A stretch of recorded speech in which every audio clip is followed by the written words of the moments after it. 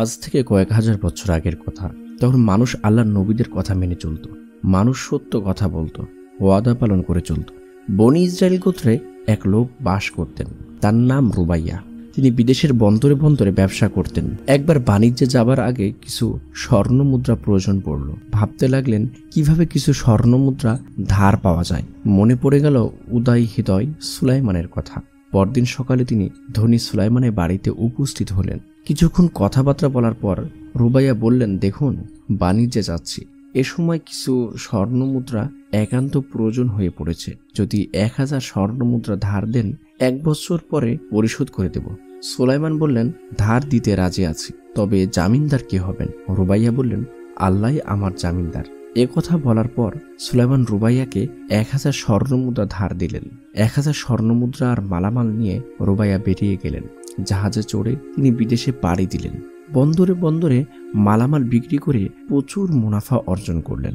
দেখতে দেখতে ধার পরিশোধ তথা স্বর্ণ মুদ্রা ফেরত দেওয়ার দিন ঘনিয়ে এলো। রুবাইয়া সমুদ্র বন্দরে এসে জাহাজ খোঁজ করতে লাগলেন। দেশে যাওয়ার মতন কোনো জাহাজ পেলেন না। স্থলপথে যাওয়ার মতো কোনো যানবাহনও নেই। অবশেষে তিনি এক টুকরো কাঠ জোগাড় করলেন। তিনি কাঠখানা ছিদ্র করে তাতে 1000 স্বর্ণ মুদ্রা ও একটি চিঠি ভরে ছিদ্র বন্ধ করে দিলেন। রুবাইয়া আসমানের দিকে তাকিয়ে বলতে লাগলেন, হে আল্লাহ, তুমি জানো আমি সুলাইমানের কাছে 1000 স্বর্ণ মুদ্রা ধার চেয়েছিলাম। সে আমার কাছে জামিন চেয়েছিল। আমি বলেছিলাম, আল্লাহই আমার জামিনের জন্য যথেষ্ট।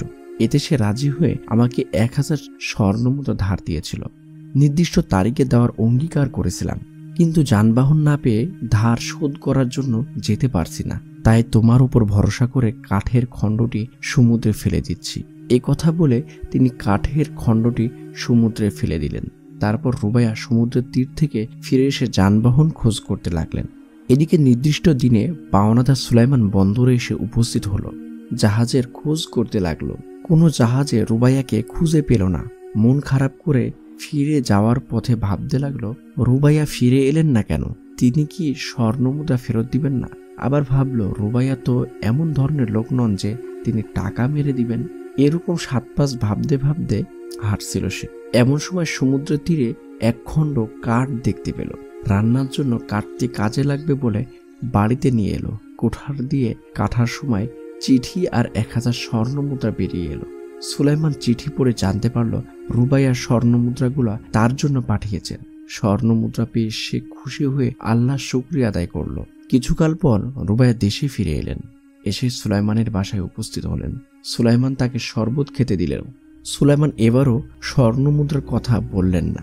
রুবাইয়া নিজেই বলতে লাগলেন, জনাব, নির্দিষ্ট দিনে আপনার প্রাপ্য স্বর্ণ মুদ্রা ফেরত দেওয়ার জন্য জাহাজ খোঁজ করেছিলাম, কিন্তু কোনো জাহাজ পাইনি।